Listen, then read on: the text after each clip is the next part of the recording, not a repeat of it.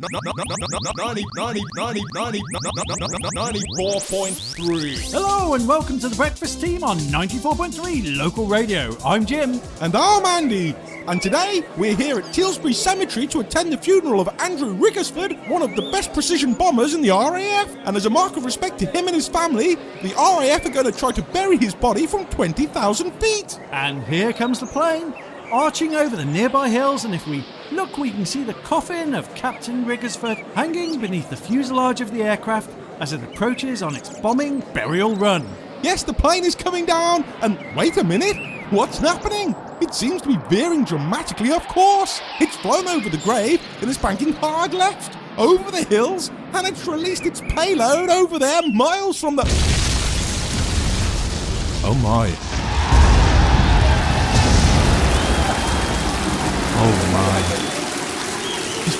Is that a mushroom cloud? Yes, it appears the RAF have nuked neighbouring High Straw Valley and the Shropbourne Farm. Well, this whole thing not an act of remembrance as we were led to believe, but instead a very public act of revenge by the RAF on Mr. Shropbourne and his family, who have been causing so much trouble for them over recent months. And the plane now, banking hard once again, turning over and swooping back down towards us in a victory flyby as it... And oh my! It's been brought down by a flight of ground-to-air missiles hidden on the very peripheries of the Shropbourne Farm! Yes, those missiles, very well concealed, obviously protected from the blast of the electromagnetic pulse and presumably automatically operated, have detected the intrusion into the Shropbourne airspace and blasted the plane from the sky! Yes indeed! Streaks of rockets! I don't know how many, I'd say about 5? 5 or 6, yes. Just fired up from that small coppice there and blew the jet straight out of the air. And the RAF pilots and officers here today not looking at all happy with that. No, it was supposed to be a day of remembrance and a vicious act of reprisal, but it turns out to have cost the RAF yet another of their pilots. And when are they going to learn? Oh, and wait, what's that? Well, it sounds very much like a helicopter and... Oh my! It looks as though Mr. Shropbourne has been hiding in wait behind Mulford Rise. He must have been tipped off. Yes, indeed. And now here he comes, swooping in his attack helicopter, both miniguns full on open, and the RAF here having to run for cover. And let's hope he doesn't start to use any missile projectiles until we can get to the 94.3 news van and get the hell out of here. That's right. And we're having to push and kick various members of the mourners here away from the doors because we're simply not taking anybody with us. Stop the goddamn van, would you? Do you really think it's a good idea? Some of those missiles could be heat seekers. Well, we're going to get blown up if you stay here anyway. Okay. Well, here we are on 94.3, fleeing the funeral of Captain Rickersford in the 94.3 news van. That's right, and it seems the whole sombre event was in actuality a complicated double cross with Mr. Shropbourne planning to attack the RAF after the RAF... Oh my God, we've got one on our tail. What? One of the missiles is locked onto us. Let me see. No! Fuck! Put your foot down! The van can't do over 80! Oh shit! Well, here we are in the 94.3 news van, being chased by a missile and... 94.3. Do you know, for over 50 years, I've been coming. In the rush hour, with all the hustle and bustle of modern day life, sometimes screaming at a person isn't enough. So for those situations where you want to confront someone face to face but are scared they may be bigger than you, Travel Co. proudly recommend the baseball bat. The baseball bat. From a harmless American sports manufacturing outfit. Sponsored by an evil American arms manufacturer we're not legally allowed to mention. The baseball bat. 94.3. You're listening to 94.3 Local Radio. And we're here with the smouldering remains of the 94.3 news van. That's right. Fortunately, the missile struck the back axle, and whilst the van was flipped over, end over end, and completely destroyed, we were lucky enough to be thrown from the wreckage during one of its many airborne cartwheels. And neither of us soiling ourselves throughout the whole process, despite any jokes that may be made later on. Not at all. And of course, it's at times like this I wish we were on local television news, because that would have looked fantastic. Except for the part where you shat yourself. Very funny. And the RAF there in complete dismay. This day hasn't gone the way they had planned for at all. Indeed, Jim. And given so many of their losses here today, the real question now is, who does have control of the airspace in our skies? A good question. And as we wait for Jose to send up some transport to get us back to the studio, it's time for 94.3 Local News. Hello and welcome to Local News Radio. Colin Davis, the man who carved a marble statue of himself, has been ordered by council officials to remove it from Pembroke High Street.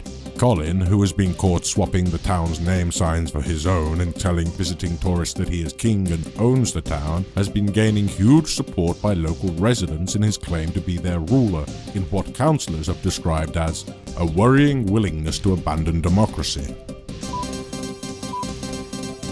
Terry Hodgley, the man who spat in the face of the Queen, is returning home to a hero's welcome after the mood in the local area changed since the Queen released her comment praising Mr. Hodgley for what he did. "I was talking bollocks," she said, and Mr. Hodgley pointed that out in a direct and sincere manner. The troupe of Morris dancers from Barnley West have attacked and killed a shire horse at Petersley Summer Fete in what onlookers have described as a blatant display of showing off. Barnley West Morris dancers, who won the Fate's Morris competition, began their drinking binge in celebration of their victory, which quickly escalated into name-calling and balloon popping before they rushed to beat the shire horse to death with their sticks. The horse's owner, John Stapleton, has said, "To me, old Cavendish was just another animal." Local man and hero Fred Harbinger is due to make his re-entry into the Earth's atmosphere later tonight after his self-styled homemade rocket mission to Mars completed its round-trip journey. Fred's capsule is expected to splash down in the Perranforth Straits around 3 a.m. tomorrow morning. Fred is returning home to a hero's welcome and 253 charges of manslaughter by criminal neglect. Dave Barnaby, the man who whilst out fishing caught herpes from a crab, has accused the county's lakes and waterways of harbouring slutty animals. He has released a statement saying, "I've only had sex with 1 or 2 crabs, and already I get herpes. What kind of sickos are there out there?" A spokesperson for the county's lakes and waterways has released a statement saying, "No one should have sex with our crabs without protection."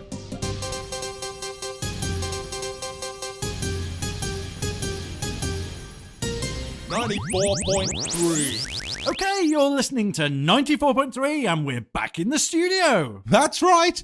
Jose sent a special high-speed Hummer from Blacklaw to pick up Jim, and I managed to talk my way on board as well. That's right, Andy. And we've still got a lot of great shows lined up for you today, like How to Break Into a Zoo and a show on panda baiting. But first, we're going to go over to Pet's Corner this week. Come in, Houston. With a show This on is how to Philip, filter. 309.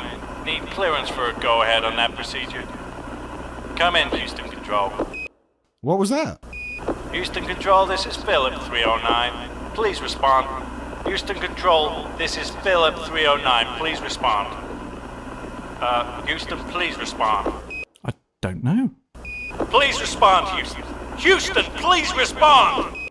Hello? Oh, Houston, thank God. Don't ever do that to me again. I thought you were gonna leave us up here. This isn't Houston. What? No, sorry. Well, I'm on band 74.3. What frequency are you on? Well, we're on 94.3. But I think you must be on the wrong one. You'd better check again or something. Well, okay. Philip 309 out. Okay, goodbye. Okay, well, that was a bit weird, but now on with the show. That's right, Andy. Come in, Houston. This is Philip 309. Come in, Houston. No, you've got us again. You've not got through to Houston again. What? Well, who the hell are you? Well, we're 94.3 local radio. Well, are you anywhere near Houston? No? Listen, fella. you broken into NASA headquarters? No? Well, I need to speak to NASA. Do you have a phone nearby? Yes? Okay, give them a call. Okay. Okay, and as Jim gets on the phones to NASA, I'll position the microphone to see if we can get a listen in. Hello? Is that NASA? Yes, I have Philip 309 on the radio for you. Oh, I see. Turns out the communications uplink has broken down. What? Well, what about the emergency frequency? Well, from what I heard, it turns out we're going to have to transfer all of your communications. What? How long for? Just a minute. How long for? Oh, I see. Yes, indefinitely, apparently. What the hell? That's ridiculous! Yes, just hold on. What the bloody hell do you mean indefinitely? Yes, I see, yes. What's going on? What do you say? Hold the damn button on the microphone open! Well, it looks like it's indefinite. They say they haven't got enough money to fix the old antennae. That's bullshit! They were planning to run off and leave us up here! No, I'm sure not. Hold on. I don't want to worry you, but I think I just heard furniture being moved in the background. What? Damn it! Yeah, hold on. Let me just check. Hey, NASA, what's going on? What was that? It sounds like you're moving out. What's that noise? Where are you going? No, come back. Hello. Yeah, I think you're on your own, mate. Damn it! Yeah, sorry about that. Damn it! Well, do you know anything about restoring the balance on an 823 NOS TR fuel pump? No. Have you tried switching it off and on again? Well, I'll give it a go. Good God, we just lost Henderson! Ooh, turn it back on, quick. God damn it! It's back on! What happened? He got sucked out of a goddamn hole! Ooh, well, don't do that again. Has it fixed the pump? Yeah, I think so. Okay, well, good. Okay, thank you, 94.3. Over and out. Goodbye. Well, thanks to the incompetence of the American space mission, Jim, it looks like it's time for us to say goodbye as well. Yes, Andy, and it's a good thing, really, because that show on panda baiting was really no more than a recording of me just wanking into a trumpet. I know, Jim, and it's a shame we didn't get to play it. Oh, what the fucking hell's this? 94.3.